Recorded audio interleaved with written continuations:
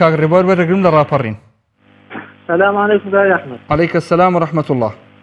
چاکی قوربان باشی کاک ڕێبوار سپاس دەکەم فەرموو.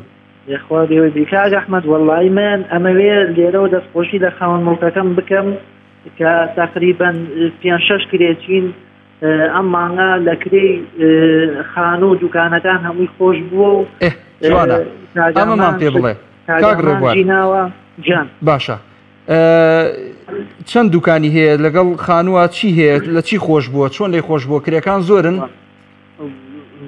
بە تقریبی هەمووی تقریبا ناگاتە ملیێنێک لە هەمووی خۆش بووە 2 شوقەیە 3-4 دوکانە هەمووی خەڵکیە ئیشەکە دوکاندارن و منیش خاوەن منیش لە شوقەیەشیان ئەویش لێمان خۆش بووە کاگامان کە 1000 جار ماڵی ئاوا بێویستم لێرەوە دەستخۆشیێکیان لێ بکەم خوای گەورە بەرەکەت خاتە ماڵ و حاڵ و ڕزقی حەڵاڵیاندا. ئامین ئەی ئافەرم دەستی خۆش بێ ئەو خاوەن مڵکە لێرەوە احتراممان بۆی هەیە ڕێزمان بۆی هەیە دەستخۆشی لەکەین خوای گەورە پایداری کە ئینشاءڵڵا حتمما